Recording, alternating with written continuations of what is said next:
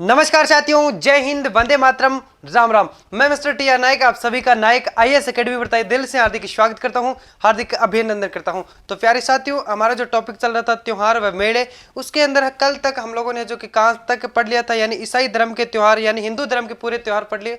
और कल के सेशन में हम लोगों ने पढ़ा था आपके ईसाई धर्म के त्योहार और सिख धर्म के त्योहार। तो आज के इस एक चैप्टर के अंदर हम कह सकते हैं, एक सेशन के अंदर, आज की एक इस क्लास के अंदर हम लोग है जो कि आपके सिंधी त्योहार पढ़ लेंगे और आपके मुस्लिम धर्म के सभी त्योहार पढ़ लेंगे। यानी आज इस एक क्लास के अंदर हम जो कि त्योहार के इस टॉपिक को है जो कि कंप्लीट करने की कोशिश करेंगे। तो चलिए स्टार्ट करते हैं बिना किसी देरी के। आप लोग है जो कि अगर आप लोगों ने पीछे के जो भी वीडियो, यानी आपके जो हम कह सकते हैं त्योहार व मेले का जो टॉपिक हमारा कई दिनों से चल रहा है, अगर आपने नहीं देखा है तो आप प्ले लिस्ट में जाकर के है जो कि देख सकते हैं। तो चलिए स्टार्ट करते हैं।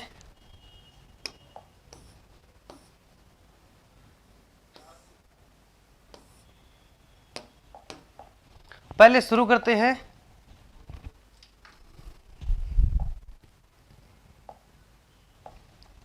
पहले हम पढ़ेंगे आपके सिंधी त्योहार, फिर उसके बाद में पढ़ेंगे मुस्लिम त्योहार। हेडिंग लगाओ सिंधी त्योहार, सिंधी त्योहार। साथ में मेले भी आपके आ जाते हैं ना। तो सिंधी त्योहार के अंदर क्या पढ़ेंगे, पहले हेडिंग लगाओ सिंधी त्योहार के अंदर चेटी चंड।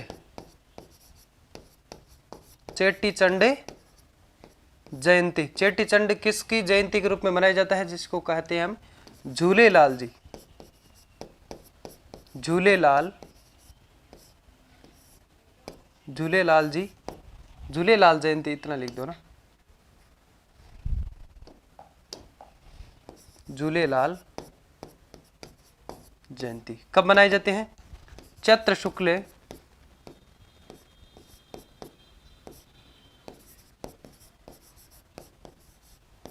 यानी हम बात कर सकते हैं चैत्र शुक्ल एकम के दिन है जो कि क्या मनाई जाती है, आपके झूलेलाल जयंती मनाई जाती है। चलो यहाँ पे लिख लो एकम। चैत्र शुक्ल एकम के दिन है जो कि आपके झूलेलाल जयंती मनाई जाती है। जिस दिन हम कह सकते हैं, यानी इस दिन है जो कि झूलेलाल जी ने क्या किया था। झूलेलाल जी किसका अवतार माने जाते थे, भगवान वरुण का। ये भगवान वरुण के अवतार माने जाते थे, भगवान वरुण के अवतार माने जाते हैं, वरुण के अवतार माने जाते हैं। अब हम कहें कि सिंधी जो लोग हैं वो झूलेलाल जी की इस जयंती को क्यों मनाते हैं। अब हम बात करें तो इस दिन क्या हुआ था कि झूलेलाल जी ने है जो कि सिंधियों के लिए क्या किया था, जिन्होंने झूलेलाल जी जो कि कौन थे भाई, ये आपके वरुण, भगवान वरुण के अवतार माने जाते हैं। जिन्होंने हम कह सकते हैं आपके जो सिंधी लोग थे, उन्होंने जो 40 बोलते हैं ना, 40 दिन जो उनकी आराधना की जाती है, तो 40 दिनों तक है जो कि भगवान वरुण की तपस्या की थी। किन्होंने की थी, सिंधियों ने। तो सिंधियों ने जो कि भगवान वरुण की तपस्या की थी, तो उस दिन हम कह सकते हैं आपके वरुण के अवतार के रूप में किन्होंने जन्म लिया था, झूलेलाल जी ने लिया था, है ना। तो वो भी हम पढ़ेंगे, जिसको आपके 40वां पर्व कहा जाता है। वो आपके है जो कि 16 जुलाई से 24 अगस्त तक है जो कि मनाया जाता है। 40 दिन का जो पर्व होता है, 40वां पर्व, उस दिन है जो कि क्या करते हैं, 40 दिन तक सिंधी लोग है जो कि किसकी पूजा अर्चना करते हैं, या फिर हम कह सकते हैं भगवान वरुण की क्या करते हैं, तपस्या करते हैं 40 दिन। तब एक भगवान वरुण के रूप में जो अवतार प्राप्त करते हैं, यानी जो अवतार लेते हैं, वो कौन लेते हैं, झूलेलाल जी लेते हैं। फिर हम बात करते हैं उनके बाद में है जो कि आपके इनके बारे में थोड़ा सा यहाँ पे आप लिख सकते हैं। इस दिन झूलेलाल जी ने क्या किया था कि जिन्होंने है जो कि सिंधियों को, मुस्लिम शासक था एक मृग सिंह, उनके अत्याचारों से है जो कि बचाया था। इसलिए इनको है जो कि क्या हम कह सकते हैं, वरुण का अवतार माना जाता है। और इस दिन चेटी चंड क्यों कहा जाता है, यानी झूलेलाल जी की जयंती हम कह सकते हैं। चेटी चंड का मतलब होता है, चेटी का मतलब हो जाता है यहाँ पे चैत्र। चेटी का मतलब क्या होता है, चैत्र। चेटी का मतलब होता है चैत्र, और चंड का मतलब हो जाता है यहाँ पे चांदनी रात, है ना, चंद्रमा की रात, चांदनी रात या फिर चंद्र रात। तो उसके बाद में हम कह सकते हैं जो चैत्र की रात आती है, इस दिन आपके सिंधी लोग हैं जो कि क्या करते हैं, नव वर्ष भी मनाते हैं। सिंधी लोग नव वर्ष से मनाते हैं।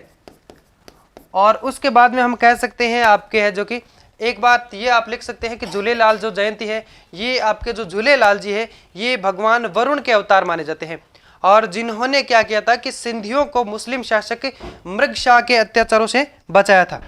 चलो ये लाइन लिख लो आप, इन्होंने सिंधियों को मुस्लिम शासक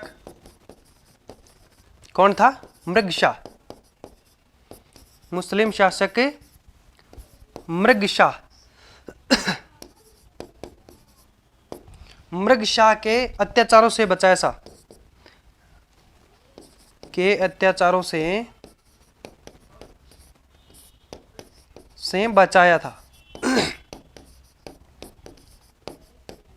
किसने बचाया था भाई, झूलेलाल जी ने, जो किसके अवतार माने जाते हैं, भगवान वरुण के अवतार माने जाते हैं। किनको बचाया था, सिंधियों को। इसलिए सिंधी लोग हैं जो कि इस दिन क्या करते हैं, नववर्ष के रूप में है जो कि मनाते हैं, और हम कह सकते हैं इनको अपना जो कि ये इनके भगवान माने जाते हैं ना।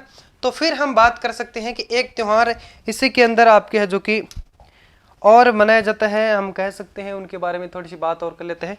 चालीसा पर्व, क्या कहा जाता है जिसे, चालीसा पर्व, हेडिंग लगाइए, चालीसा पर्व।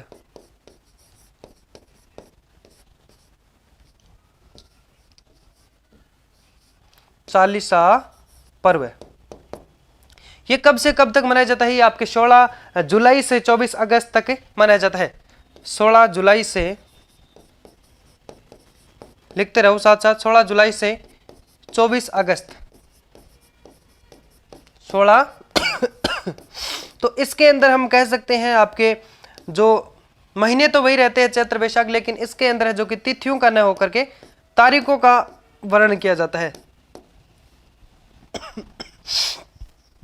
तारीखों का यहाँ पे है जो कि वर्णन किया जाता है। तो चालीसा पर्व का मतलब हो गया 40 दिन। 40 दिन है जो कि क्या करते हैं, सिंधी लोग है जो कि इन्होंने तपस्या की थी। किनको एक अवतार रूप में है जो कि किन से क्या कर सकते हैं, तपस्या किन के लिए की थी, भगवान वरुण से, है ना, उनकी तपस्या की थी, और जिनके परिणाम स्वरूप हम कह सकते हैं जो कि आपके कौन ने जन्म लिया, किसने जन्म लिया, तो आपके वरुण की तपस्या की, तो वरुण के रूप में है जो कि किन्ने है जो किसने जन्म लिया था, झूलेलाल जी ने। और उन्होंने जो कि सिंधियों को आजाद कराया था, किससे, ये आपके जो मुस्लिम शासक था मृगशाह से, है ना। तो मृगशाह से है जो कि आजाद करवाया, किसने करवाया, झूलेलाल जी ने, जो कि आपके भगवान वरुण का है जो कि क्या मानते हैं, माने जाते हैं, अवतार माने जाते हैं। तो यहाँ पे आप एक लाइन ये भी लिख लो कि 40 जो किसे कहा जाता है, यानी सिंधियों ने है जो कि 40 दिनों तक है जो कि भगवान वरुण की पूजा की थी, तपस्या की थी, है ना। 40 के अंदर ये लिखो, सिंधियों ने 40 दिन तक, कब से कब तक, 16 जुलाई से 24 अगस्त तक, है ना,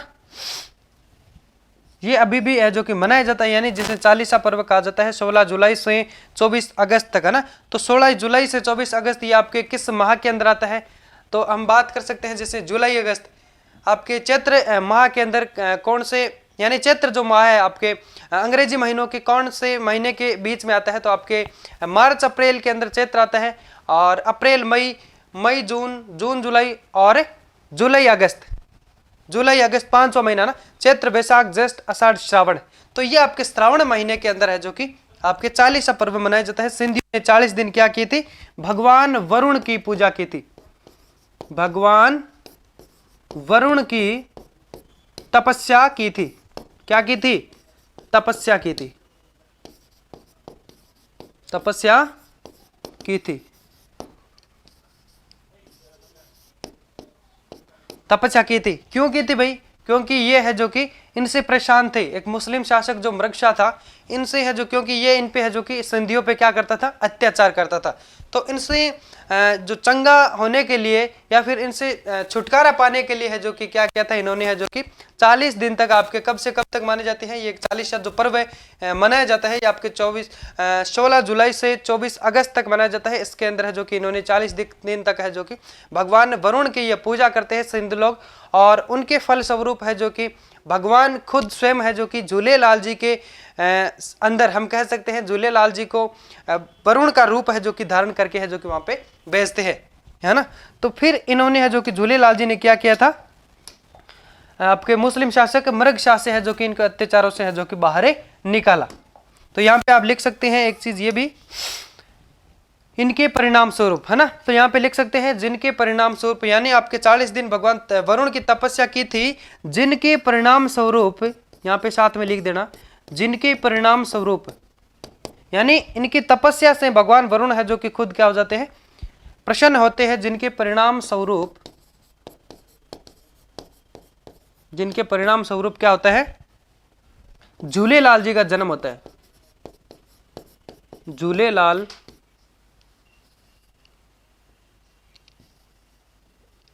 झूलेलाल जी का जन्म होता है।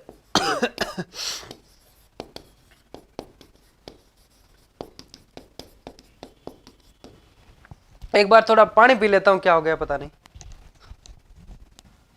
तो 40 पर्व के बाद में यानी है जो कि आपके झूलेलाल जी का जो अंतर ध्यान जब हो जाता है, तो उस दिन को है जो कि असुचंड पर्व के रूप में है जो कि मनाया जाता है। वो आपके कब मनाया जाता है, फाल्गुन शुक्ल चतुर्दशी को। तो चलिए उसके बारे में भी थोड़ी सी जानकारी ले लेते हैं। असुचंड जयंती, असुचंड है ना, असुचंड पर्व है, क्या पढ़ेंगे, असुचंड पर्व। ये कब मनाया जाता है, फाल्गुन शुक्ल 14 को, फाल्गुन शुक्ल 14 को। इस दिन क्या हुआ था, झूलेलाल जी है जो कि क्या हो जाते हैं, अंतर ध्यान हो जाते हैं। इस दिन झूलेलाल जी अंतर ध्यान हो जाते हैं, कब होते हैं, असुचंड, जैसे हम कह सकते हैं फाल्गुन शुक्ल 14 के दिन। इस दिन साथ साथ लिखते रहना, इस दिन झूलेलाल जी अंतर ध्यान हो जाते हैं।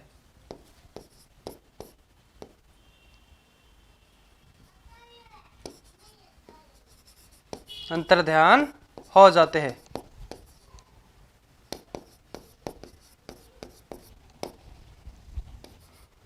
या फिर ऐसे लिख सकते हैं कि इस दिन है जो कि झूलेलाल जी क्या हुए थे, अंतर ध्यान हुए, है ना। तो उसके बाद में हम कह सकते हैं जैसे कि आपका 40 पर्व पढ़ लिया हम लोगों ने, और चेटी चंड झूलेलाल जयंती के बारे में पढ़ लिया, और आपके है जो कि असुचंड पर्व के बारे में पढ़ लिया। फिर हम एक और पढ़ते हैं कि सिंधियों का एक जो त्योहार और आता है थदड़ी शातम, जिसे बड़ी शातम भी कहते हैं, जो कि आपके भाद्र कृष्ण शातम के दिन आती है। इस दिन क्या करते हैं सिंधी लोग है जो कि बांसुड़ा बनाते हैं या फिर बांसुड़ा धोकते हैं, ऐसा कह सकते हैं, थदड़ी शातम। फिर अगला टॉपिक लगाए थदड़ी शातम। थदड़ी शातम जिसे क्या कहा जाता है, बड़ी शातम। ये कब मनाई जाती है, भाद्रपद, यानी भाद्र कृष्ण। अब शातम है तो सप्तमी को आएगी, है ना। तो इस दिन क्या करते हैं सिंधी लोग, बांसुड़ा मनाते हैं। इस दिन थदड़ी शातम के दिन, इस दिन सिंधी लोग क्या करते हैं, सिंधी लोग बांसुड़ा, बांसुड़ा तो आप समझते हो, बांसुड़ा मनाते हैं। बांसुड़ा का मतलब होता है बसा भोजन या फिर एक दिन पहले का बना भोजन, जो कि हिंदू त्योहार के अंदर हम कह सकते हैं शीतला अष्टमी के दिन है जो कि मनाया जाता है। फिर हम बात कर सकते हैं, नेक्स्ट बढ़ते हैं, यानी अब यहां तक हम कह सकते हैं आपके सिंधी जो त्योहार है खत्म हो जाते हैं। अब हम पढ़ेंगे आपके मुस्लिम त्योहार, है ना। तो हेडिंग लगाइए आप लोग है जो कि मुस्लिम त्योहार, मुस्लिम त्योहार। मुस्लिम धर्म के जो प्रवर्तक है वो किसे माना जाता है? मोहम्मद शाह को। किसे माना जाता है? मुस्लिम धर्म के जो प्रवर्तक है वो कौन है? मोहम्मद शाह। मुस्लिम धर्म के प्रवर्तक किसे माना जाता है? मोहम्मद शाह। तो अब हम बात कर सकते हैं ये जो आपका मुस्लिम धर्म है इसके अंदर जो भी त्यौहार है वो किस कैलेंडर, किस पंचाग के अनुसार है जो कि इसके अंदर जो त्यौहार मनाए जाते हैं उसके अनुसार अगर हम बात करें तो ये आपके जो कैलेंडर है उसका नाम है हिजरी शवंत, जिसकी स्थापना कहें या फिर हम कह सकते हैं इसको कब प्रारंभ किया गया तो इसको है जो कि 622 ईस्वी में है जो कि प्रारंभ किया गया। किनके द्वारा? मोहम्मद शाह, जो कि आपके हिंदू धर्म का प्रवर्तक कहलाते हैं। चलो लिख सकते हैं आप लोग, किसके अनुसार मनाए जाते हैं? हिजरी शवंत। हिजरी सबंत। इसका प्रारंभ कब माना जाता है? प्रारंभ 622 ईस्वी। इस दिन क्या हुआ था? मुस्लिम धर्म के प्रवर्तक कौन माने जाते भाई? मुस्लिम धर्म के प्रवर्तक, मुस्लिम धर्म के प्रवर्तक कौन थे? मोहम्मद शाह। मोहम्मद शाह। फिर हम बात कर सकते हैं मोहम्मद शाह का जन्म कब हुआ था? इन्होंने है जो कि मोहम्मद शाह ने 622 ईस्वी में है जो कि मदीना की यात्रा की थी। उस टाइम है जो कि किस संवत, किस कैलेंडर को है जो कि जारी किया या फिर हम कह सकते हैं किस कैलेंडर को प्रारंभ किया था? तो इन्होंने है जो कि आपके 622 ईस्वी में मोहम्मद शाह के द्वारा, किनके द्वारा? मोहम्मद शाह के द्वारा इस कैलेंडर को है जो कि प्रारंभ किया गया। ये कौन थे? मोहम्मद शाह, जो कि आपके मुस्लिम धर्म के प्रवर्तक माने जाते हैं। अब हम बात कर सकते हैं इनका जन्म। तो मोहम्मद शाह का जो जन्म है वो कब हुआ था भाई? इनका जन्म 570 ईस्वी में हुआ था। 570 ईस्वी में हुआ था। कहां पे हुआ था? मक्का में हुआ था। तो यहां से ये क्या करते हैं, मक्का से 570 में है जो कि इनका जन्म होता है। फिर 622 ईस्वी में इन्होंने है जो कि क्या की थी? मक्का से है जो कि मदीना की यात्रा की। तो इस यात्रा के दौरान है जो कि हम कह सकते हैं हिजरी शवंत का है जो कि एक कैलेंडर घोषित किया। तो इसका नाम हिजरी क्यों रखा? हिजरी है जो कि किस शब्द से बना है? हिजरी शब्द है जो कि आपके हिज से बना है। हिजरी शब्द जो बना है वो आपके हज से बना है। हज है ना, तो हिजरी शब्द का जो अर्थ मान सकते हैं हज से बना है, और हज का मतलब होता है आपके यात्रा। यात्रा क्या होता है? यात्रा, जिसे हम प्रवास कह सकते हैं, अंग्रेजी में माइग्रेशन कह सकते हैं। और उसके बाद में हम कह सकते हैं इनका जो जन्म है वो आपके 570 ईस्वी में मक्का में हुआ था, और 622 के अंदर ये क्या करते हैं आपके है जो कि मदीना की यात्रा करते हैं। तो इस यात्रा के दौरान है जो कि इन्होंने हिजरी शवंत नामक एक कैलेंडर को है जो कि प्रारंभ किया था। फिर इनकी बात करें तो ये मदीना के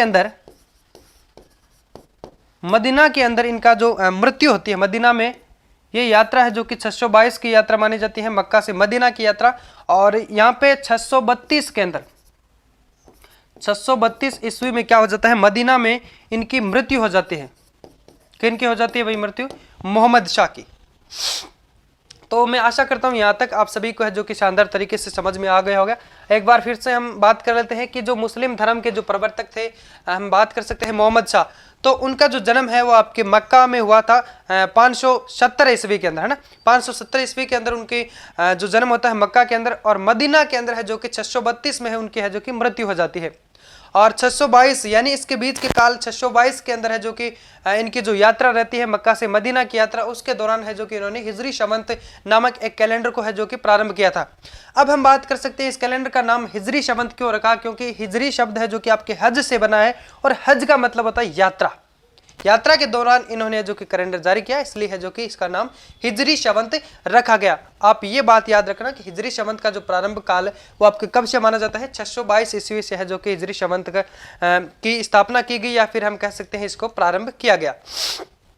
तो यहाँ तक आप लोग है जो कि एक बार इसको लिख सकते हैं, बाकी आपको है जो कि PDF तो मिल ही जाएगा। टेलीग्राम चैनल नायक IAS एकेडमी को आप लोग है जो कि फॉलो कर लेना, वहाँ पे आपको टेलीग्राम चैनल के अंदर है जो कि ये पूरी PDF निःशुल्क प्रोवाइड करवा दी जाएगी।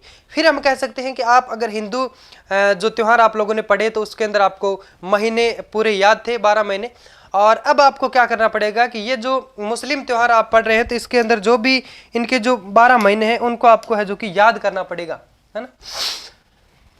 तो इसके अंदर क्या किया जाता है कि हिंदू जो महीने हैं उसके अंदर जो त्यौहार मनाए जाते हैं तो वो तिथियों के आधार पर रहते हैं। महीने के साथ में जो तिथि कि भाई ये तिथि जैसे 13 14 से कम दूज है ना, तो इसके आधार पर मनाया जाता है। इसके अंदर है जो कि जो तिथियों के नहीं बल्कि तारीख पे मनाया जाता है ना। तो आप लोगों को क्या करना है, एक बार एक लाइन लिख लीजिए कि भाई हिजरी संवत, ये संवत 622 ईस्वी में प्रारंभ माना जाता है, जब मुस्लिम धर्म के जो प्रवर्तक थे कौन थे, मोहम्मद शाह ने है जो कि मक्का से मदीना की यात्रा की। उसके बाद में है जो कि हम महीनों के नाम लिखते हैं। ये एक लाइन लिखना, हिजरी संवत, हिजरी संवत डैश लगा के लिखो।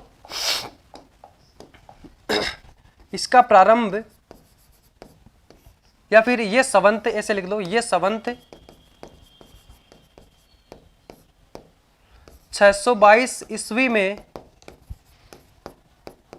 प्रारंभ हुआ, या फिर ऐसे लिख सकते हो प्रारंभ इसका माना जाता है, प्रारंभ हुआ, प्रारंभ हुआ। इस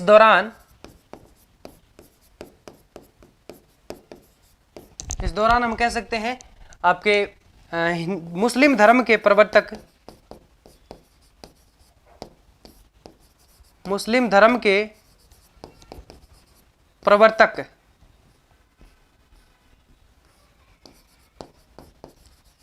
मुस्लिम धर्म के प्रवर्तक मक्का से मदीना की यात्रा की थी, मक्का से मदीना की यात्रा की थी।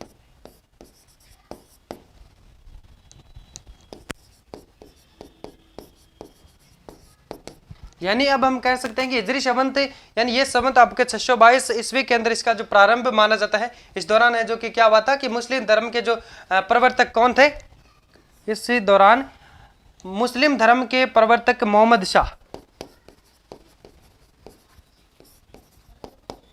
मोहम्मद शाह ने कहां से, मक्का से मदीना की है जो कि यात्रा की थी। मोहम्मद शाह ने मक्का से मदीना की यात्रा की थी। अब आप लोग क्या कर सकते हैं, चलो नेक्स्ट पेज ले लेते हैं। उसमें है जो कि आपको क्या करने हैं, मुस्लिम धर्म के जो 12 महीने उनके नाम आपको लिखने हैं।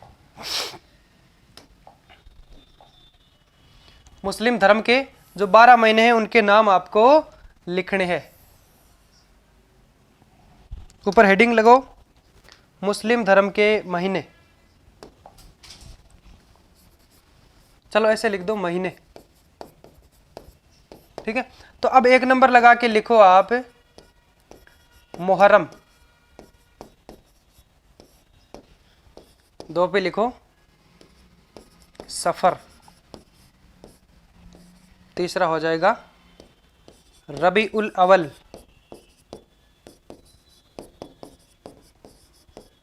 रबी उल अवल, 4 पे लिखो रबी उल सानी, रबी उल सानी, 5 पे लिखो जमादी उल अवल,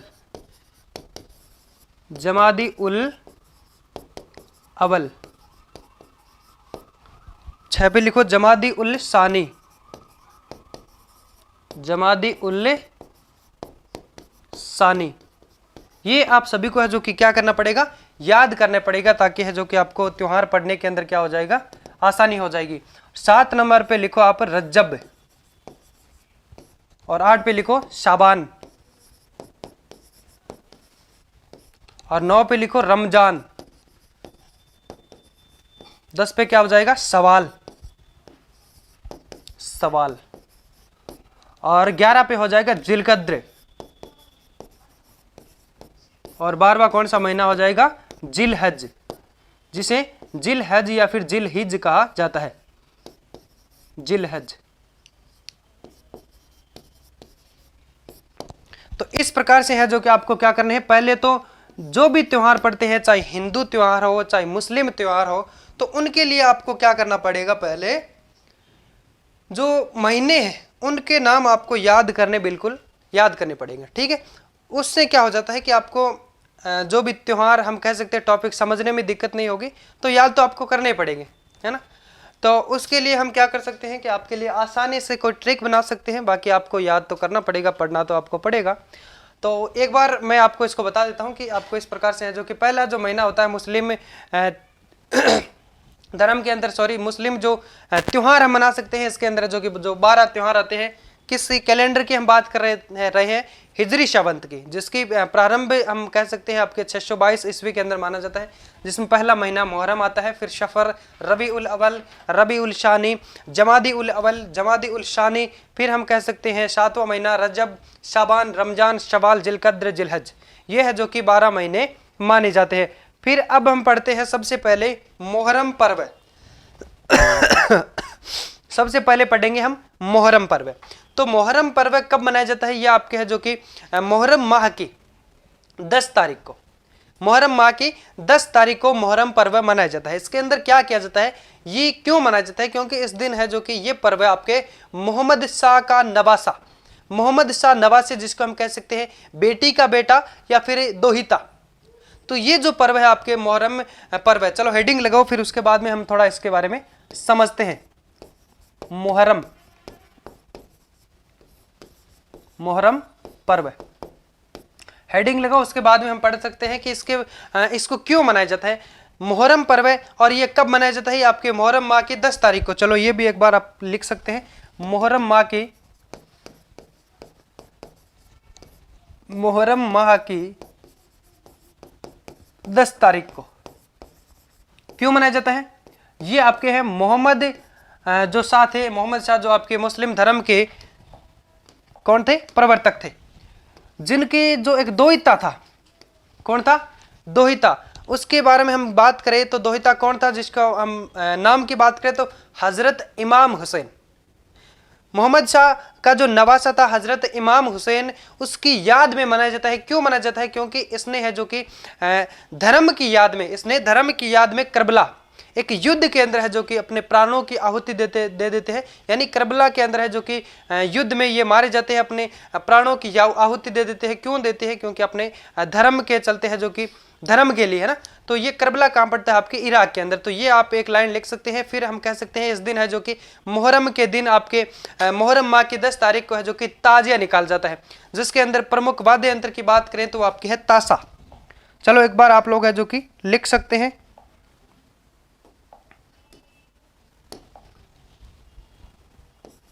यानी हम कहें कि मुहर्रम जो है इसके अंदर ये जो पर्व है मोहम्मद शाह नवासे, कौन था ये आपके मोहम्मद, हम कह सकते हैं हजरत इमाम हुसैन। चलो लिखते रहो साथ साथ, ये पर्व है मोहम्मद शाह है, मोहम्मद शाह है नवासे, नवासे का मतलब होता है दोहिता। क्या नाम था उनका, हजरत इमाम हुसैन, हजरत इमाम हुसैन, दिख रहा है आप सभी को, हजरत इमाम हुसैन की याद में मनाया जाता है, की याद में मनाया जाता है। किसकी याद में मनाया जाता है, मुहर्रम पर्व है। ये है जो कि आपके मुहर्रम माह की 10 तारीख को है, जो कि कौन था भाई, हजरत इमाम हुसैन की याद में मनाया जाता है। ये कौन थे, आपके मोहम्मद शाह जो मुस्लिम धर्म के जो प्रवर्तक थे, उनका दोहिता था हजरत इमाम हुसैन। तो इसकी याद में है जो कि मनाया जाता है। क्यों मनाया जाता है भाई, इन्होंने क्या किया था, इन्होंने है जो कि धर्म की याद में करबला में युद्ध के दौरान है जो कि क्या हो जाती है, इनकी मृत्यु हो जाती है, या फिर हम कह सकते हैं धर्म के लिए अपने प्राणों की आहुति दे देते हैं ना,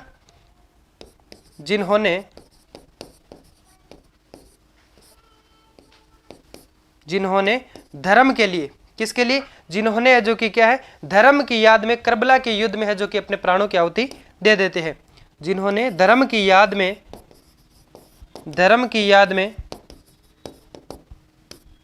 करबला, जिन्होंने धर्म की याद में करबला के युद्ध में अपने प्राणों की क्या कर देते हैं, आहुति दे देते हैं, अपने प्राणों की आहुति दे देते हैं, आहुति दे देते हैं। चलो ये भी आप लिख सकते हैं। करबला कहां पे पड़ता है, इराक के अंदर। करबला कहां पे है, इराक में। फिर और हम यहां पे अगर एक पॉइंट और लिखें तो इस दिन क्या किया जाता है, ताजिया निकाला जाता है। देखा होगा आप सभी ने, इस दिन ताजिया निकाला जाता है।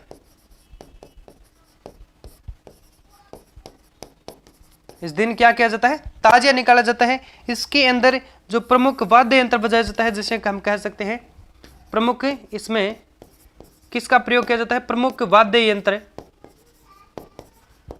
कौन सा है, ताशा। ये याद रखना, ताजिया के अंदर जो प्रमुख वाद्य यंत्र का जो प्रयोग किया जाता है वो कौन सा है, आपके ताशा। तो यहां तक आपको है जो कि याद रखना है। ये जो मुहर्रम क्यों मनाया जाता है भाई, ये मोहम्मद शाह नवाब से जो द्वैता था हजरत इमाम हुसैन की याद में है जो कि मनाया जाता है। और कब मनाया जाता है, मुहर्रम माह की 10 तारीख को, जिसके अंदर ताजिया भी निकाला जाता है, जिसका प्रमुख वाद्य यंत्र आपके कहलाता है ताशा। कौन सा बजाया जाता है, उसके अंदर ताशा नामक जो वाद्य यंत्र वो बजाया जाता है। फिर हम पढ़ते हैं आपके गलियाकोट उर्स। तो इसके अंदर ये आपके मुहर्रम माह की 10 तारीख को तो आपके ताजिया जो निकाला जाता है, और मुहर्रम माह की 27 तारीख को है जो कि आपके गलियाकोट उर्स एक मेला भरता है। कहां पे, डूंगरपुर के अंदर। आप सभी तक अच्छे से आवाज आ रही है, हेडिंग लगो गलियाकोट उर्स मेला, गलियाकोट उर्स मेला। उर्स का क्या मतलब होता है, पुण्य तिथि पर जो मेला भरता है उसे उर्स मेला कहा जाता है मुस्लिम समाज के अंदर। ओके, उसके बाद में हम यहाँ पे कह सकते हैं ये जो मेला है वो कब भरता है, तो ये जो मेला आपके मुहर्रम माह की 27 तारीख को भरता है। मुहर्रम माह की 27 तारीख, मुहर्रम माह की 27 तारीख को भरता है।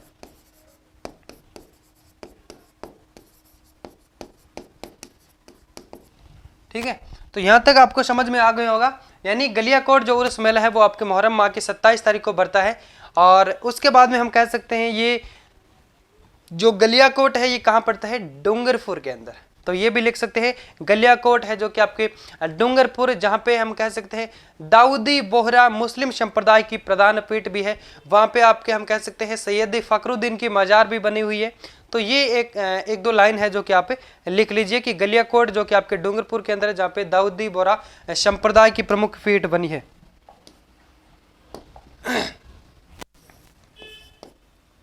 गलियाकोट,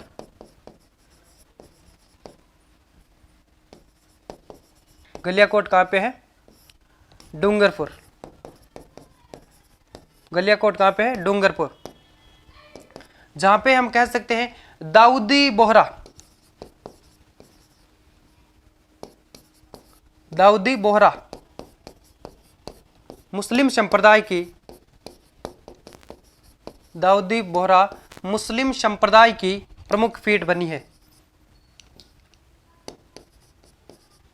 संप्रदाय की प्रमुख पीठ बनी है। कहां पे बनी है, गलियाकोट के अंदर। गलियाकोट कहां पे है, डूंगरपुर के अंदर। अब यहां पे एक चीज और हम सब कह सकते हैं कि भाई यहां पे एक चीज और है, यहां सैयद फखरुद्दीन, सैयद फखरुद्दीन, सैयद फखरुद्दीन की मजार भी स्थित है, की मजार है। यहां सैयद फखरुद्दीन की मजार भी है। कहां पे है भाई, गलियाकोट के अंदर। तो इसके अंदर आपको केवल इतना याद रखना है। फिर हम पढ़ेंगे आपके चहलुम पर्व, जो कि आपके सफर माह की 20 तारीख को, जब आपके हुसैन की मृत्यु हुई थी, है ना, हजरत इमाम हुसैन की मृत्यु होने जाने के बाद में है जो कि 40 दिन बाद एक पर्व मनाया जाता है जिसे चालीसा भी कह सकते हैं। और मुस्लिम समाज के अंदर है जो कि इसे इनकी भाषा में है जो कि चहलुम कहा जाता है। क्या कहा जाता है? चहलुम। तो इसके अंदर हम कह सकते हैं आपका जो पहला महीना कौन सा होता है? मुहर्रम। तो मुहर्रम महीने का जो 10 तारीख को है जो कि आपके क्या मनाया जाता है? जिस दिन ताजिया निकाला जाता है। और हम कह सकते हैं जिस दिन जो उनका दोहिता था मोहम्मद शाह का, उनकी मृत्यु हो जाने के बाद में, यानी 20 दिन तो वो हो गए और 20 दिन आपके सफर माह के, तो 40 दिन के बाद में है जो कि चहलुम पर्व जो मनाया जाता है। क्यों मनाया जाता है? क्योंकि उस दिन है जो कि इमाम हुसैन को है जो कि मरे हुए कितने दिन हो जाते हैं? 40 दिन है जो कि हो जाते हैं। तो ये भी आप लिख सकते हैं, इनके बाद में ये लिख लेना चहलुम पर्व, हेडिंग लगाओ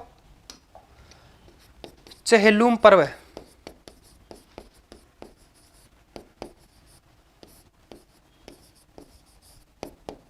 चहलुम पर्व ये कब मनाया जाता है? सफर माह की 20 तारीख को। सफर माह की 20 तारीख। तो 20 दिन तो उसके अंदर बच जाते हैं मुहर्रम माह के अंदर, और 20 दिन है जो कि आपके किसके अंदर बच जाते हैं? सफर माह के अंदर। तो कितने दिन हो जाते हैं? 40 दिन। तो अब यहाँ पे लिखिए चहलुम जो पर्व है वो आपके है जो कि ये पर्व है हुसैन इमाम जो कि आपके कौन थे? हजरत इमाम हुसैन की मृत्यु के 40 दिन बाद मनाया जाता है। यह पर्व है, ये पर्व है, ऐसे लिख सकते हैं, ये पर्व है हजरत इमाम हुसैन, हजरत इमाम हुसैन की मृत्यु के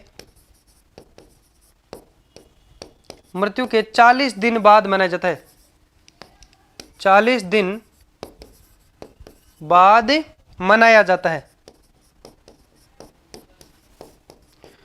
मुस्लिम धर्म के अंदर हजरत इमाम हुसैन की मृत्यु के 40 दिन बाद जो पर्व मनाया जाता है, जिसे क्या कहा जाता है? उसे चहलुम कहा जाता है। क्या कहा जाता है? चहलुम। चहलुम का अर्थ यही होता है कि भाई 40 दिन बाद। ओके। फिर आगे पढ़ते हैं हम लोग है जो कि चहलुम तक हम लोगों ने पढ़ लिया। उसके बाद में हम पढ़ते हैं आपके 12 वफात और आपके है जो कि ईद उल मिलाद उन नबी। उस दिन क्या होता है आपके है जो कि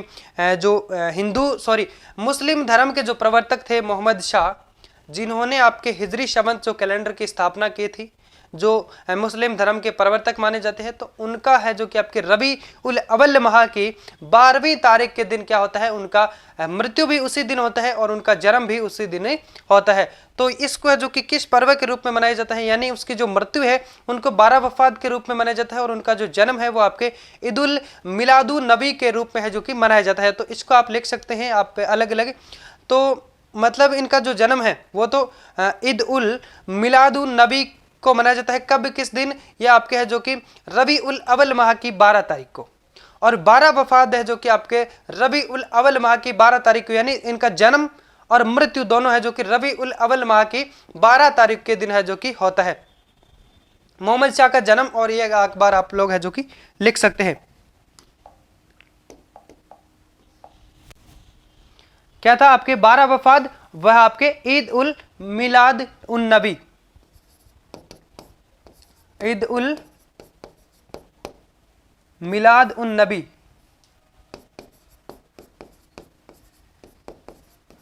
उन नबी।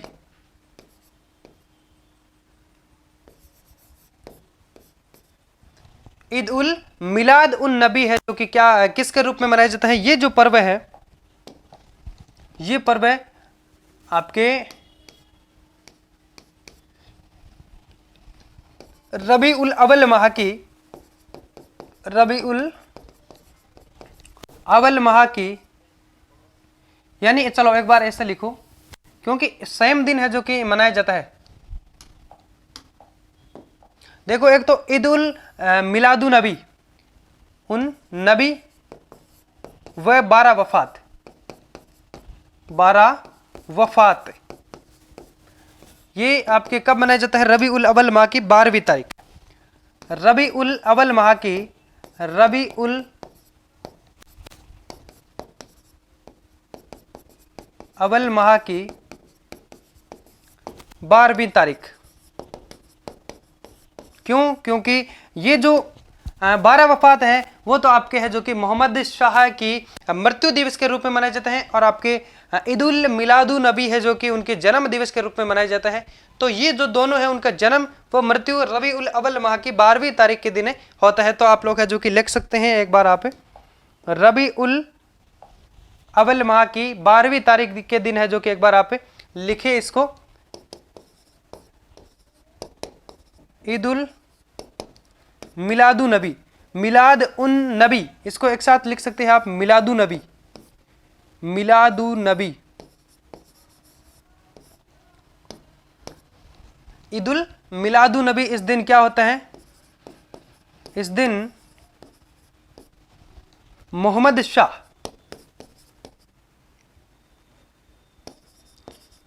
शाह का जन्म दिवस मनाया जाता है।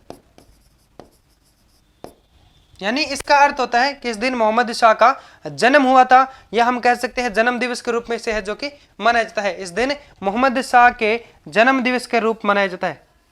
इसे मोहम्मद शाह के जन्म दिवस के रूप में मनाते हैं। इसे मोहम्मद शाह के जन्म दिवस के रूप में मनाते हैं। एक बार मैं थोड़ा आवाज चेक कर लेता हूं, आप सभी तक आवाज अच्छे से आ रही है ना? ओके, फिर हम पढ़ सकते हैं आपके 12 वफात। क्या पढ़ेंगे? 12 वफात, 12 वफात। इस दिन क्या होता है भाई? इसे क्यों मनाते हैं? इस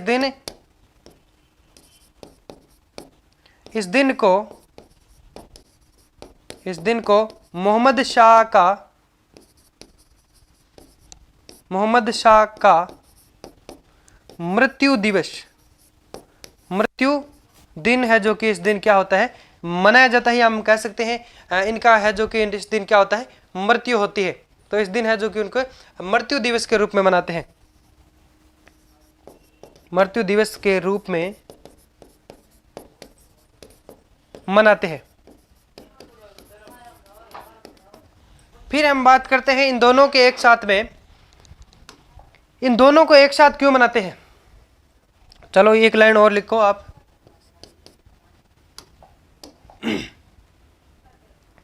मोहम्मद शाह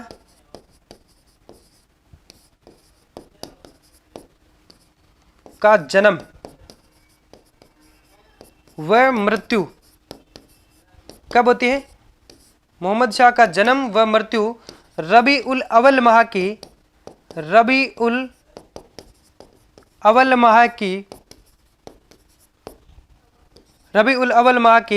12वीं तारीख को होता है। 12वीं तारीख को हुई है ना उनकी मृत्यु। उनका जन्म व मृत्यु रबी उल अव्वल माह की 12वीं तारीख को हुई थी। किसकी बात कर रहे हैं हम लोग? है जो कि मोहम्मद शाह, जो कि आपके मुस्लिम धर्म के क्या कहलाते हैं? मुस्लिम धर्म के प्रवर्तक कहलाते हैं, जिनका जन्म हम कहें तो आपके कहां पे हुआ था? जो हम लोगों ने पहले लिखा था, लेकिन यहाँ पे एक बार आप और लिख लीजिए। इनका जन्म 570 ईस्वी मक्का में हुआ। ठीक है। और मृत्यु की बात करें तो आपके 632 ईस्वी में कहाँ पे हुई थी? मदीना में। ठीक है। और कब हुई थी ये दोनों? हम कहें तो रबी उल अव्वल माह की 12वीं तारीख के दिन है जो कि ये दोनों उनके मृत्यु के रूप में है, जो कि 12 वफात उनकी मृत्यु के रूप में मनाया जाता है, मृत्यु दिवस के रूप में। और आपके ईदुल मिलादुन नबी है जो कि उनके जन्म दिवस के रूप में है जो कि मनाया जाता है। तो यहाँ तक आप लोग है जो कि लिख सकते हैं। बहुत शानदार तरीके से हम लोगों ने है जो कि सेशन को डिस्क्राइब किया है। ओके, उसके बाद में आगे बढ़ते हैं। एक बार आप लोग है जो कि स्क्रीनशॉट ले लीजिए।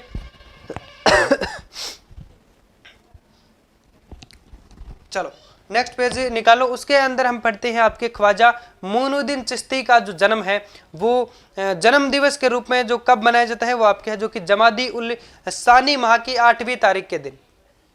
अब उसके बारे में थोड़ी सी हम एक चर्चा करते हैं। इसको एक समझने की कोशिश करते हैं कि जो ख्वाजा मोइनुद्दीन चिश्ती की जो दरगाह वो कहाँ पे है, आपके अजमेर के अंदर है। तो इनका जो जन्म है वो एक्चुअली में 1143 ईस्वी में हुआ था। ख्वाजा मोइनुद्दीन चिश्ती का जो जन्म है 1143 ईस्वी में हुआ था। और कहाँ पे हुआ था? संजरी या फिर सिस्ती, ये दोनों नाम याद रखना, संजरी या सिस्तान नामक है, जो कि आपके पारसिया ईरान के अंदर इनका जन्म होता है 1143 ईस्वी में कि इनका। और महीने की बात करें तो जमादी उल अवल माह की 8वीं तारीख के दिन इनका जन्म होता है। और ये जो आपके ईरान से यहाँ भारत में कब आए थे? तो ईरान से ये भारत के अंदर है, जो कि ये आपके पृथ्वीराज जो चौहान था तृतीय, उनके साथ में क्या करते हैं, जब मोहम्मद गोरी के साथ पृथ्वीराज, यहाँ पे हम कह सकते हैं भारत के अंदर जो किसका शासन था, पृथ्वीराज तृतीय चौहान के समय पृथ्वीराज मोहम्मद गोरी के साथ में है, जो कि ख्वाजा मोइनुद्दीन चिश्ती है, जो कि क्या करते हैं यहाँ पे भारत के अंदर आते हैं, यानी अजमेर में है, जो कि क्या करते हैं, चिश्ती संप्रदाय की स्थापना करते हैं। अजमेर के अंदर, भारत के अंदर आते हैं और अजमेर के अंदर है, जो कि चिश्ती संप्रदाय की क्या करते हैं, स्थापना करते हैं। और अब हम बात कर सकते हैं इनका जो मृत्यु कब हुई थी, और इनका जो उर्स, एक मेला जो बरता है जिसे कहते हैं ख्वाजा की बरसी, ख्वाजा की बरसी उर्स का मैंने अभी आपको अर्थ बताया था कि मुस्लिम धर्म के अंदर जो पुण्यतिथि या फिर हम कह सकते हैं मृत्यु दिवस के रूप में जो मेला बरता है उसे उर्स कहा जाता है। फिर हम कहें तो ख्वाजा की जो बरसी है, उर्स जो मेला बरता है, वो आपके रजब माह की 1 से 6 तारीख तक बरता है। तो अब ये सवाल उठ रहा होगा कि भाई 1 से 6 तारीख तक क्यों? उनका जो मृत्यु दिवस है, जो हम कह सकते हैं इतना 1 से 6 दिन के बीच में क्यों माना जाता है? क्योंकि जो ख्वाजा मोइनुद्दीन चिश्ती की जो दरगाह है अजमेर के अंदर, उसी दरगाह के अंदर एक गुफा हुआ करती थी। उसमें जब इन्होंने क्या आपके संप्रदाय, कौन सी चिश्ती संप्रदाय की जो स्थापना करने के बाद ये वहाँ पे रहते थे, और ये क्या करते थे, उस दरगाह के अंदर जो अजमेर के अंदर स्थित है उसमें एक गुफा थी। उस गुफा के अंदर ये रोज है जो कि अंदर जाते थे और ध्यान करते थे, या फिर हम कहें तो अल्लाह से बातें करते थे। भाई अल्लाह की हम कहें तो सेवा करते थे, या फिर जो भी मुस्लिम धर्म के अंदर जो भी मानते हैं ना, तो अब हम कह सकते हैं तपस्या करते थे अंदर। तो ये हर रोज वहाँ पे अंदर जाते थे। लेकिन हुआ क्या था कि ये 1 तारीख को अंदर गए, लेकिन 6 तारीख तक बाहर नहीं आए। 1 तारीख को अंदर गए लेकिन 6 तारीख तक बाहर नहीं आए। तो वहाँ का जो गार्ड वगैरह हम कहें तो मार्शल वहाँ पे अंदर गया, और वहाँ पे आपके ख्वाजा जी है, जो कि ख्वाजा शाह मोइनुद्दीन जो चिश्ती थे, वो वहाँ पे है, जो कि मृत अवस्था में गिरे मिले, मृत अवस्था में वहाँ पे मिले। तो अब उस मेले को, यानी उसकी जो मृत्यु की जो पुण्यतिथि है, उसको 1 से 6 तारीख तक माना जाता है, क्योंकि वो अंदर गए 1 तारीख को और 6 तारीख को उनको बाहर निकाला गया। तो अब उनको क्या पता कि भाई ये किस दिन मरे, उनकी जो उनका देहांत किस दिन हुआ। भाई 1 तारीख को अंदर गए, ये तो उनको पता कि भाई 1 तारीख को गए और 6 तारीख को बाहर आए, तो उसके बीच से वाले किस दिनों के अंदर इनकी मृत्यु होती है तो वो उनको पता नहीं है। इसलिए ये जो मेला बढ़ता है ये भी आपके 1 से 6 तक है, जो कि इनकी पुण्यतिथि के रूप में है, जो कि मनाया जाता है। और ये मेला बढ़ता है, कहाँ पे बढ़ता है? अजमेर के अंदर। फिर हम कह सकते हैं ये आपके अजमेर के अंदर जो ख्वाजा मोइनुद्दीन चिश्ती की जो दरगाह वहीं पे बढ़ता है। तो इसके अंदर हम बात करें तो इनका जो मृत्यु है वो कब होती है? 1236 ईस्वी में है, जो कि इनकी मृत्यु होती है, जिसे इस दरगाह को भारत का मक्का भी कहा जाता है। इस दरगाह को भारत का मक्का भी कहा जाता है। तो उनकी अंदर है जो कि मौत अब कितनी तारीख को ये पता नहीं है। आजकल के हिसाब से तो हम बात करें तो आपके जो जांच हो जाती है वहाँ पे कि भाई इतना पता तक चल जाता है कि इस व्यक्ति का जो श्वास है वो इतने टाइम तक चल रहा था, इतने टाइम के बाद में इस व्यक्ति के अंदर श्वास नहीं था, तो घंटों का पता चल जाता था। इससे पता चलता था कि इतनी तारीख को इतनी बज के इतनी मिनट पे हुआ था। तो उस टाइम में है जो कि ऐसा कुछ तो था नहीं, और इसलिए है जो कि इनकी बरसी का जो उर्स मेला है वो आपके अजमेर दरगाह के अंदर कब से कब तक सफर जो कि आपके रजब माह की 1 से 6 तारीख तक है जो कि मनाया जाता है। तो ये आप इनके बारे में थोड़ा सा लिख लेते हैं। हेडिंग लगाओ, ख्वाजा मोइनुद्दीन चिश्ती, ख्वाजा मोइनुद्दीन चिश्ती, दरगाह कहाँ पे इनकी? अजमेर के अंदर। किसके साथ ये भारत में आए थे? मोहम्मद गोरी के साथ। तब यहाँ पे जो शासक के कौन थे, पृथ्वीराज तृतीय, पृथ्वीराज चौहान तृतीय। अब इसके बारे में बात करें तो जो चिश्ती का जो जन्म दिवस है वो कब मनाया जाता है, जमादी उल शानी माह की 8वीं तारीख को इनका जन्म दिवस कब मनाया जाता है। चलो ये पूरा लिख लो थोड़ा, का जन्म दिवस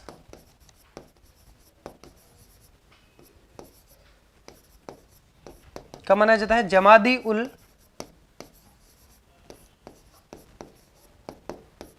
शानी माह की 8वीं तारीख को। जमादी उल शानी माह की 8वीं तारीख को जो कि इनका जन्म दिवस मनाया जाता है। इनका जन्म होता कब है, 1143 ईस्वी में जन्म, 1143 ईस्वी में। कहां पे होता है इनका जन्म, संजरी या सिस्तान, संजरी सिस्तान कहां पे है, पर्सिया ईरान। कहां पे होता है इनका जन्म, ईरान के अंदर। कहां पे होता है इनका जन्म, संजरी सिस्तान, ये दोनों आपको याद रखना है, संजरी सिस्तान पर्सिया ईरान के अंदर इनका है जो कि जन्म हुआ था, ईरान में हुआ। ठीक है, यहां तक याद रखना आपको, जन्म 1143 में हुआ था, संजरी सिस्तान पर्सिया ईरान के अंदर इनका है जो कि जन्म होता है। और ये पृथ्वीराज तृतीय जो थे चौहान, पृथ्वीराज चौहान तृतीय, उनके समय के अंदर है जो कि मोहम्मद गौरी के साथ में है जो कि भारत में आए थे। तो ये भी आप लिख सकते हैं, मतलब सब कुछ आपको है जो कि लिखना है, फटाफट से लिखते रहना हमारे साथ में। तो चलो लिखे, ये किसकी बात चल रही है, ख्वाजा मोइनुद्दीन चिश्ती। ये पृथ्वीराज चौहान, पृथ्वीराज चौहान तृतीय, चौहान तृतीय के समय किसके साथ, तृतीय के समय मोहम्मद गौरी के साथ भारत आए। मोहम्मद गौरी के साथ क्या किया था इन्होंने, भारत की यात्रा का मतलब यहाँ पे आए थे, है ना, भारत आए। और भारत में आके क्या किया था, भारत में आए और अजमेर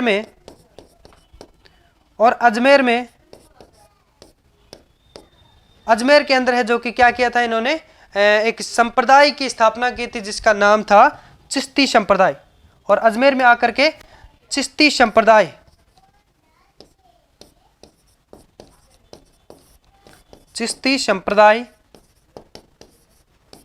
की स्थापना की। अजमेर में आकर के क्या करते हैं, ये चिश्ती संप्रदाय की है जो कि स्थापना करते हैं। कौन करते हैं, ख्वाजा मोइनुद्दीन चिश्ती, जिनका जो मेला बढ़ता है, उर्स जो बढ़ता है, जिसे कहते हैं आपके ख्वाजा का बरसी का उर्स, जो कि आपके किस महीने के अंदर बढ़ता है, रजब माह के अंदर है, जो कि कब से कब तक, 1 से 6 तारीख तक। क्या हो गया आज तो,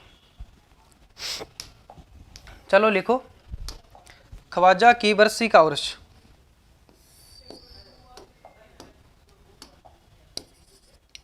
चलो इसको ऐसे मत करो, आप चेंज कर लेते हैं पेज, है ना, नया पेज लेते हैं ना। चलो लिखो,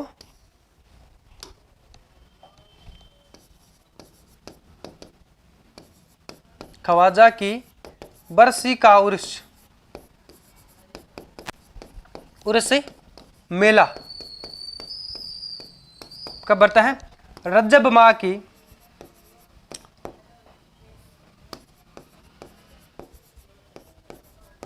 रजब माह की 1 से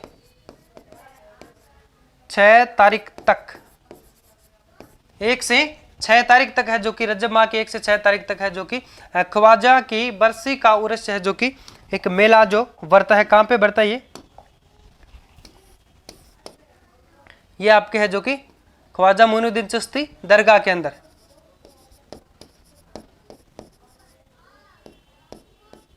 ख्वाजा मोइनुद्दीन चिश्ती दरगाह,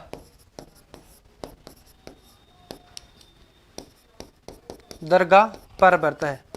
पर का मतलब ये पहाड़ी पे रहते इसलिए ना, पर भरता है। ठीक है, तो यहां तक याद रखना आपको, ये मेला कहां पे भरता है। और इसके बाद में आप बात करें तो मोइनुद्दीन चिश्ती की दरगाह है कहां पे, ये आपके है जो कि अजमेर के अंदर है। कहां पे है, अजमेर के अंदर।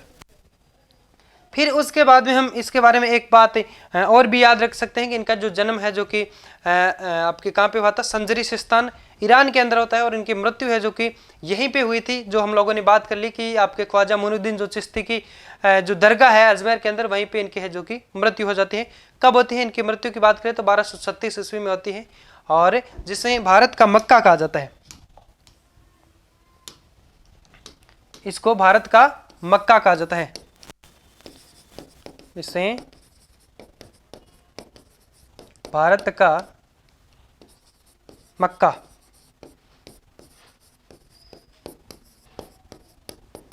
कहा जाता है।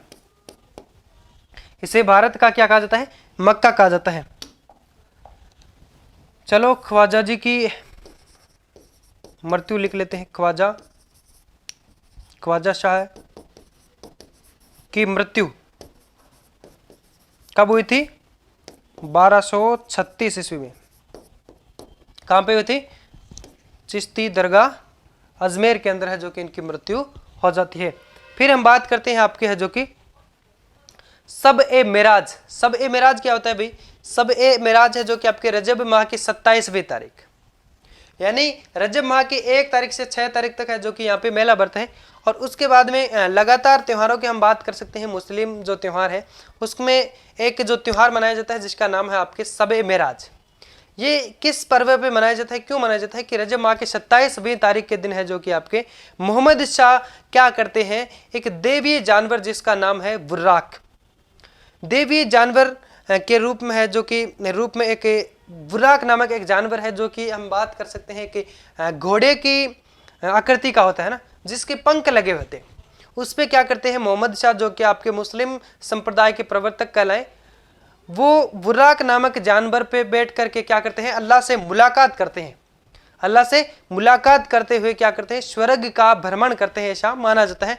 तो मेराज का यहाँ पे जो ये उर्स है, सॉरी ये जो त्योहार है शब-ए-मेराज नामक, तो इसको जो शब-ए-मेराज क्यों कहा जाता है, क्योंकि मोहम्मद शाह इस दिन क्या करता है, देवी जानवर जिसका नाम है बुर्राक पर बैठ करके है जो कि अल्लाह से बातें करता है, मुलाकात करता है, स्वर्ग का भ्रमण करते हैं। और मेराज का यहाँ पे अर्थ है कि स्वर्ग की सीढ़ियाँ चढ़ना, है ना, स्वर्ग की सीढ़ियाँ चढ़ना, इसलिए है जो कि शब-ए-मेराज इसे कहा जाता है। फिर हम पढ़ेंगे आपके है जो कि एक और है शब-ए-रात। शब-ए-रात जिसे शब-ए-रात कहा जाता है, जो कि आपके शाबान माह की 14वीं तारीख के दिन है जो कि एक हम कह सकते हैं इस दिन सभी जो मुस्लिम है जो मक्का की जो स्थित मक्का पे स्थित जो पहाड़ी है उस पे खड़े होकर के क्या करते हैं, एकत्रित होकर समय याचना करते हैं। चलो ये दोनों लिख लेते हैं, शब-ए-रात और शब-ए-मेराज। तो शब-ए-मेराज व शब-ए-रात दोनों हम लोग पढ़ लेते हैं। शब-ए-मेराज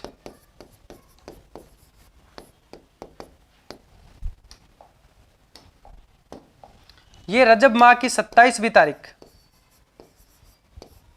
रजब माह की 27वीं तारीख, रजब माह की 27वीं तारीख की। और उसके बाद में हम कह सकते हैं इस दिन जो मेराज का अर्थ क्या होता है, यानी मेराज का अर्थ होता है कि स्वर्ग की सीढ़ियां चढ़ना। इसका अर्थ क्या होता है, मेराज का अर्थ क्या होता है, ये लिख लो साथ में ना, इसका अर्थ होता है स्वर्ग की सीढ़ियां चढ़ना, स्वर्ग की सीढ़ियां चढ़ना।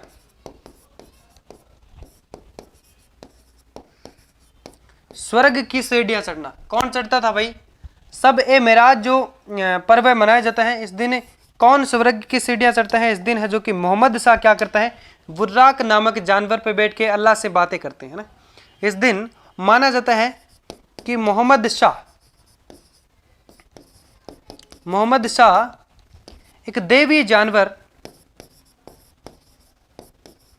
जानवर जिसका क्या नाम है, बुर्राक, वो ऊपर रहे राक है, बुर्राक है ना, बुर्राक दैवीय जानवर बुर्राक पर बैठकर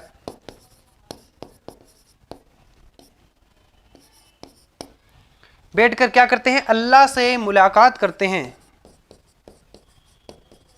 उड़ते हैं ना। क्योंकि ये जो बुर्राक नामक जानवर है ये घोड़े जैसा होता है, उसके पंख होते हैं, इस पे बैठ करके क्या करते हैं, ये अल्लाह से बातें करते हैं, अल्लाह से मुलाकात करते हैं। तो अल्लाह से क्या करते हैं, मुलाकात करते हैं, मुलाकातें करते हैं, क्या करते हैं, अल्लाह से मुलाकात करते हैं, या फिर यूं कह सकते हैं स्वर्ग का जो कि भ्रमण करते हैं। ऐसे कहा जाता है कि स्वर्ग का भ्रमण करते हैं, स्वर्ग का भ्रमण करते हैं। कौन करते हैं, मोहम्मद शाह। तो यहां तक लिख लीजिए कि सब ए मिराज कब किस दिन होता है, तो ये आपके है जो कि रजब माह की 27वीं तारीख के दिन होता है। इस दिन क्या करते हैं, जो मोहम्मद शाह वो देवी जानवर बुर्राक पर बैठ करके क्या करते हैं, अल्लाह से बातें करते हैं। इस दिन को है जो कि क्या कहा जाता है, स्वर्ग का भ्रमण ये है जो कि करते हैं। फिर एक चीज और हम लोग लिख लेते हैं, सब ए रात, सब ए मिराज पढ़ लिया, अब पढ़ लेते हैं हम लोग सब ए रात। इस दिन क्या करते हैं, मुस्लिम धर्म के सभी लोग मक्का स्थित जो पहाड़ी पर सभी जा करके सभी वहां पे एकत्रित होकर के क्या करते हैं, समय याचना करते हैं।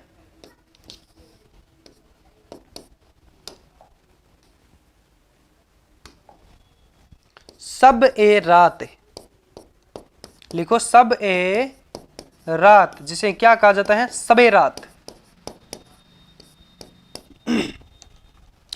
इस दिन सभी मुस्लिम लोग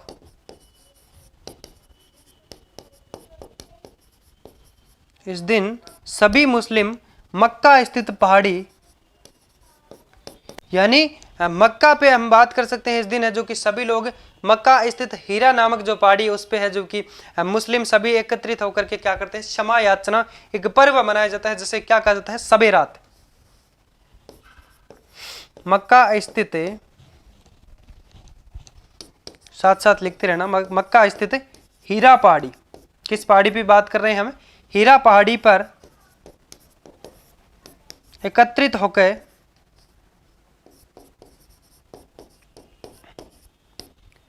होकर कौन सा पर्व मनाते हैं, क्षमा याचना पर्व मनाते हैं। ठीक है, यहां तक आप लोग है जो कि लिख लीजिए। बस इसके अंदर ये 2 पॉइंट लिखने हैं। सब ए मिराज जो कि आपके रजब माह की 27वीं तारीख को मनाया जाता है। मिराज का अर्थ होता है आपके स्वर्ग की सीढ़ियां चढ़ना। और फिर आप लिखें सब ए रात, जिसे सबे रात कहा जाता है। इस दिन है जो कि सभी मुस्लिम क्या करते हैं, मक्का के अंदर है जो कि मक्का स्थित जो एक हीरा नामक जो पहाड़ी है उस पे है जो कि सभी मुस्लिम है जो कि इकट्ठे होकर के क्या करते हैं, क्षमा याचना नामक एक पर्व मनाते हैं। फिर हम पढ़ लेते हैं आपके रमजान। ये क्या होता है, रमजान मुस्लिम धर्म के अंदर तो हम कह सकते हैं मुस्लिमों का सबसे पवित्र महीना माना जाता है, जिसमें क्या हो जाता है, रोजे रखे जाते हैं, जिसके अंदर रोजे रखे जाते हैं। इस पवित्र महीने की जो 27वीं तारीख को एक पर्व मनाया जाता है जिसे कहा जाता है सब एक कद्र। क्या बोला जाता है, सब एक कद्र। इस दिन क्या हुआ था, ये पवित्र माह क्यों माना जाता है बताइए। रमजान महीने के अंदर जो आपके मुस्लिम जो त्योहार है ये आपके सब एक कद्र, ये आपके रमजान माह के 27वीं तारीख को आता है। तो इस दिन मुस्लिम लोगों ने इसे सबसे पवित्र माह क्यों कहा, और दूसरी बात ये कि जो पवित्र माह की 27वीं तारीख के दिन एक जो पर्व मनाया जाता है जिसे कहा जाता है सब एक कद्र। तो ये क्यों कहा जाता है, क्योंकि इस दिन सबे कद्र, जो कि आपके रमजान माह की 27वीं तारीख के दिन है, जो कि इस दिन क्या होता है, फरिश्तों के द्वारा जो इनका मुस्लिम धर्म का जो पवित्र ग्रंथ था जिसका नाम है कुरान, उसको लिपिबद्ध करके है जो कि क्या जमीन पे उतारा गया। कब उतारा गया? ये आपके है जो कि रमजान माह की 27वीं तारीख, जिसको है जो कि किस पर्व के रूप में मनाते हैं, सबे कद्र। इसलिए इसे रमजान को हम कह सकते हैं पवित्र माह माना जाता है, पूरे महीनों को है जो कि पवित्र माना जाता है। इस दिन मुस्लिम धर्म के सभी लोग हैं जो कि क्या करते हैं, रोजे रखते हैं, है ना। और फिर हम पढ़ेंगे आपके ईद उल फितर पढ़ेंगे, जो कि आपके सवाल माह की 1 तारीख को आता है। सवाल माह की 1 तारीख को मनाया जाता है। चलो ये लिखिए आप, रमजान माह, हेडिंग लगाए रमजान माह। ये मुस्लिम धर्म का सबसे पवित्र महीना माना जाता है।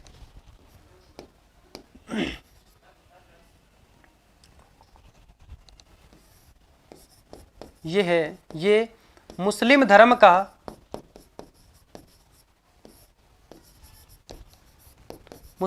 का सबसे पवित्र महीना, सबसे पवित्र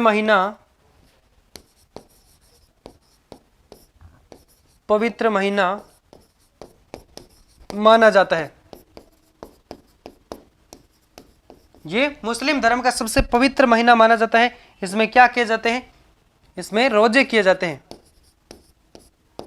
इसमें रोजे किए जाते हैं।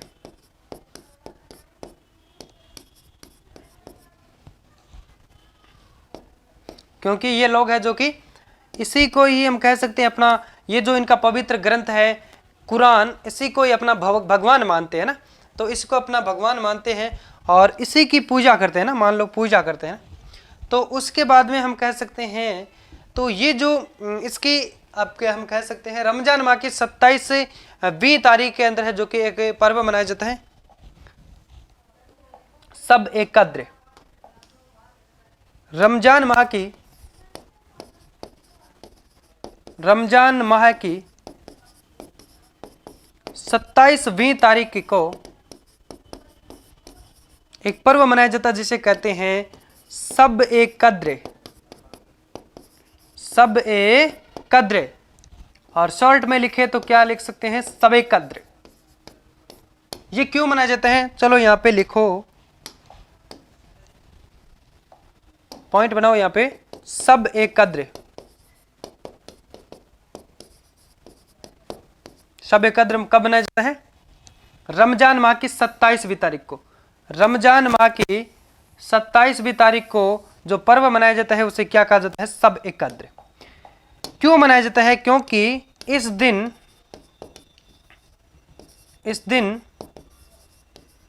मुस्लिम धर्म का पवित्र ग्रंथ, इस दिन हम कह सकते हैं, इस दिन फरिश्तों के द्वारा, इस दिन मुस्लिम धर्म का पवित्र ग्रंथ, चलो पूरा लिख लो आप, मुस्लिम धर्म का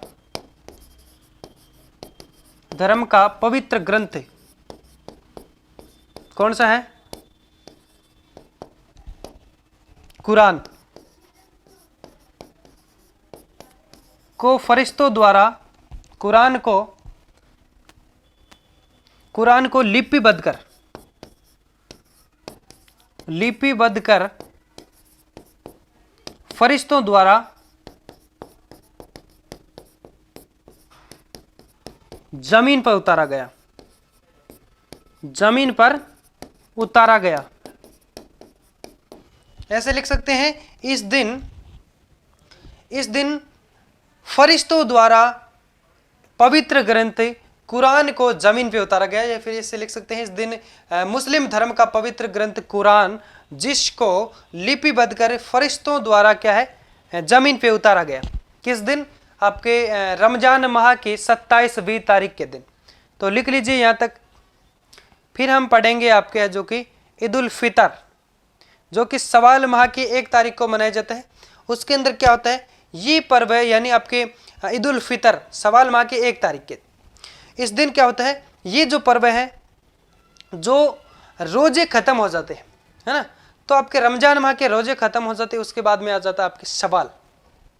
रमजान के बाद में आ जाता है शवाल, जो कि आपका मुस्लिम धर्म के अंदर 10वां महीना होता है शवाल। उसके बाद में जिलकद्र और जिलहज होता है ना। तो उसके अंदर हम बात कर सकते हैं, ये जो 10वां महीना है, ये पर्व है ईद उल फितर।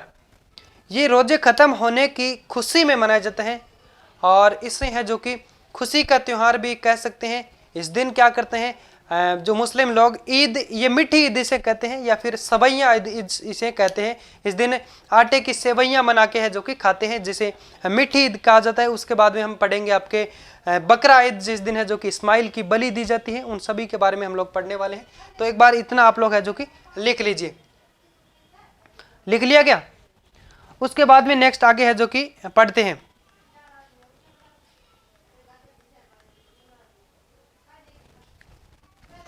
चलो आगे पढ़ते हैं। ईद उल फितर, हेडिंग लगाए ईद उल फितर।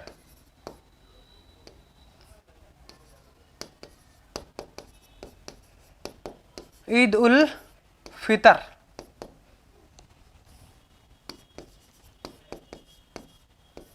ये कब मनाया जाता है? ये पर्व कब मनाया जाता है? शवाल माह की 1 तारीख। शवाल माह की 1 तारीख ये पर्व कब मनाया जाता है? शवाल माह की 1 तारीख। किस नाम से मनाया जाता है? ईद उल फितर के नाम से। इस दिन क्या होता है? रोजे खत्म हो जाते हैं। इस दिन रोजे खत्म होने की खुशी में ये पर्व है जो कि मनाया जाता है, जिसको खुशी की ईद या फिर ईद, इस ईद का जो अर्थ है वो खुशी से है। इस दिन रोजे खत्म होने की क्या की जाती है? खुशी मनाई जाती है। ये पर्व है रोजे खत्म होने की खुशी का पर्व मनाया जाता है। ये पर्व है रोजे खत्म होने की खुशी का पर्व मनाया जाता है। खुशी यानी ये जो पर्व है रोजे खत्म होने की खुशी इस दिन है जो कि मनाई जाती है। रोजे खत्म होने की खुशी इस दिन मनाई जाती है। इस ईद का अर्थ क्या है? इस ईद का अर्थ है, ईद का अर्थ किससे है भाई? खुशी से है। इस ईद का अर्थ क्या है? खुशी से है। इस दिन क्या करते हैं मुस्लिम धर्म के लोग हैं जो कि सभी, ये आपके रोजे जब खत्म हो जाते हैं, इस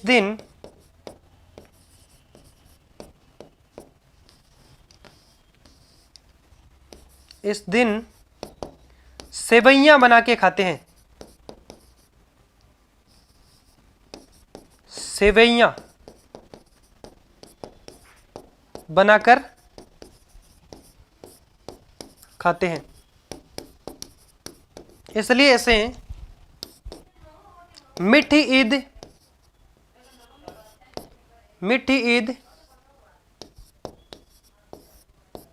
चलो पूरा सही थोड़ा नहीं है,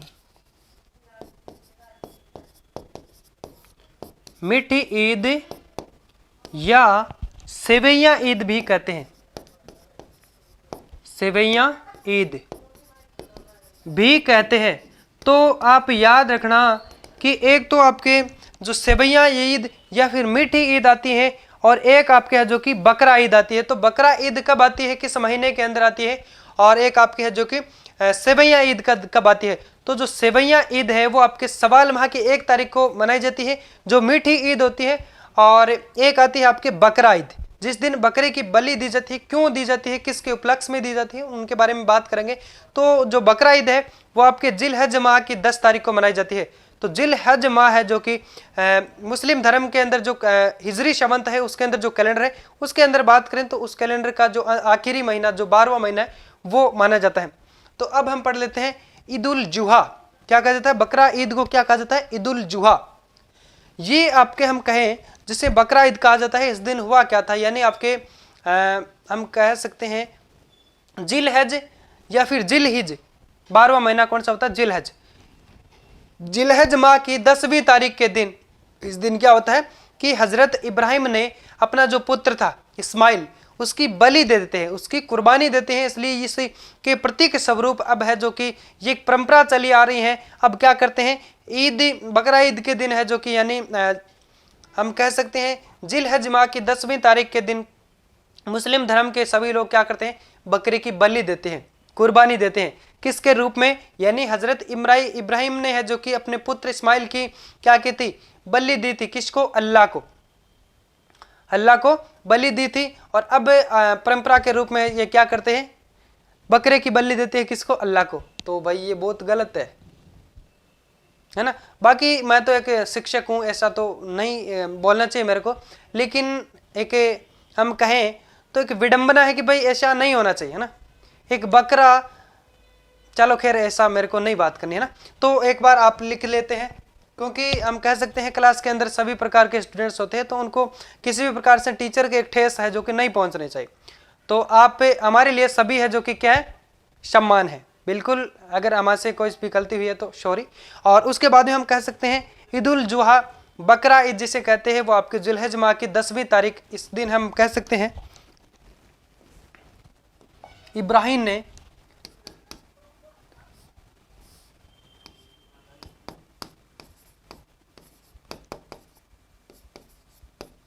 यानी बकरा जिसको कब आती है, ये आपके है जो कि जिलहज माह की 10वीं तारीख को ईद उल जुहा, ईद उल जुहा क्या कहा जाता है इसको कहा जाता है बकरा ईद। क्या कहा जाता है, बकरा ईद। ये कब आती है भाई, जिलहज माह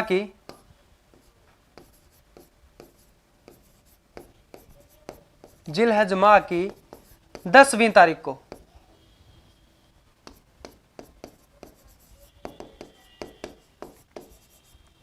जिलहज माह की 10वीं तारीख ईद उल जुहा जिसे कहा जाता है बकरा ईद। इस दिन क्या होता है भाई, बकरे की बलि दी जाती है। क्यों की दी जाती है, किसके उपलक्ष्य में दी जाती है, क्योंकि इस दिन है जो कि हजरत इब्राहिम मोहम्मद ने अपने बच्चे की, है ना, अपने पुत्र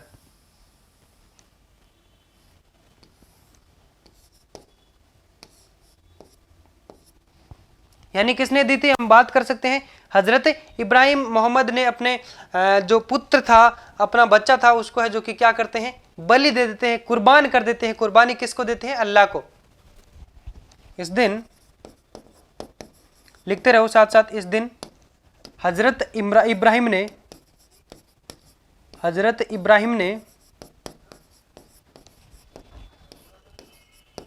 अपने पुत्र किसकी, इस्माइल की, इस्माइल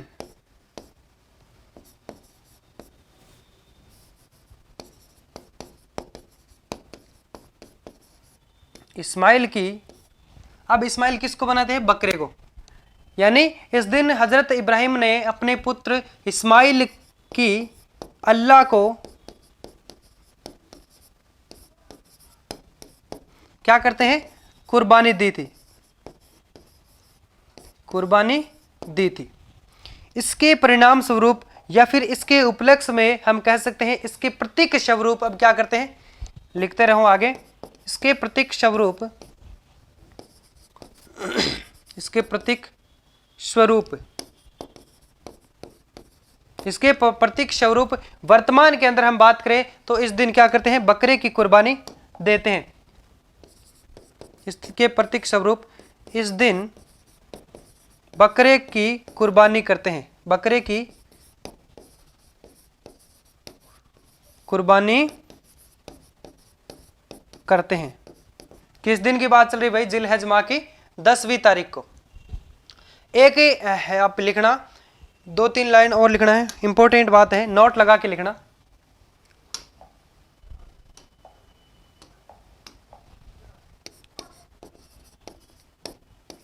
नोट लगा के लिखना कि मुस्लिम जो लोग हैं वो हिजरी शमंत के अंतिम माह, कौन सा, जिलहज या फिर जिलहिज जिसके कहते हैं हम, उस माह की एक तो आपकी 8वीं तारीख, 9वीं और 10वीं, 8, 9 और 10 इन 3 तारीखों के अंदर क्या करते हैं, मक्का व मदीना की यात्रा करते हैं, जिसे क्या कहा जाता है, हज कहा जाता है। ये नोट लगा के लिखना। मुस्लिम या फिर हम कह सकते हैं हिजरी शबंत के अंदर। अच्छा, पेन चेंज कर लेते हैं। यानी इसके अंदर जो मुस्लिम लोग क्या करते हैं भाई,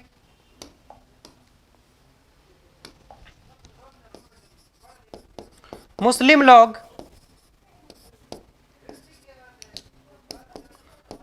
लोग हिजरी शबंत के अंतिम माह, हिजरी शबंत के अंतिम माह कौन सा होता है भाई, अंतिम माह जिलहज,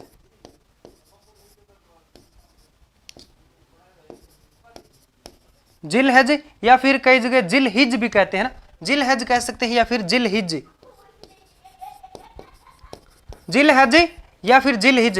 तो इनके अंदर क्या करते हैं, इस माह की जिलहज या जिलहिज माह की 8, 9 और 10 तारीख को, 8, 9 और 10वीं तारीख को, 8 व 9 व 10वीं तारीख को मक्का व मदीना की यात्रा करते हैं। मक्का व मदीना की यात्रा करते हैं, जिसे क्या कहा जाता है, जिसे हज कहा जाता है, जिसे हज कहा जाता है, जिसे क्या कहा जाता है, हज कहा जाता है। और भारत का मक्का किसे कहा जाता है, ख्वाजा मोइनुद्दीन चिश्ती की दरगाह को भारत का मक्का कहा जाता है। तो यहाँ एक ये आपको याद रखना है कि मुस्लिम लोग है जो कि हिजरी शबंत के अनुसार जो महीना है, कौन सा अंतिम महीना कौन सा है आपके, जिलहज या फिर जिलहिज हम कह सकते हैं, उस माह के 8 तारीख, 10 तारीख और 9 तारीख, 8 तारीख, 9 व 10 इन दिनों के अंदर है जो कि मक्का व मदीना की यात्रा करते हैं। कौन करते हैं, मुस्लिम धर्म के लोग। और इसके अंदर है जो इस यात्रा को क्या नाम रखा गया है, इस यात्रा को यानी हज कहा जाता है, इस यात्रा को क्या कहा जाता है, हज। इसी के नाम पे है जो कि हिजरी शबंत नामक जो कैलेंडर बनाया गया है। हज का मतलब ही होता है यात्रा। तो साथियों, मैं आशा करता हूं आज का सेशन आप सभी को बहुत शानदार तरीके से समझ में आया होगा। तो यहाँ तक हम कह सकते हैं हमारे त्योहार व मेलों का जो टॉपिक है वो खत्म हो जाता है। लेकिन एक हम कह सकते हैं कल एक छोटी सी क्लास में आधा घंटा या फिर 20-25 मिनट की एक जो क्लास होगी वो हम और लेके आएंगे। उसके बाद में आपका जो त्योहार का टॉपिक है वो बिल्कुल आपका कंप्लीट हो जाएगा। उसके बाद में हम नया टॉपिक शुरू करेंगे। देखते हैं आप बताना कि भी कौन सा टॉपिक शुरू करें। वैसे तो हम कह सकते हैं कि सिलेबस के अकॉर्डिंग हमको है जो कि कौन सा भी टॉपिक करो क्लियर तो करना होगा। तो फिर मिलते हैं साथियों एक नए टॉपिक की नए जोश व जुनून के साथ। तब तक के लिए एक छोटा सा ब्रेक लेते हैं। बाय बाय, जय हिंद।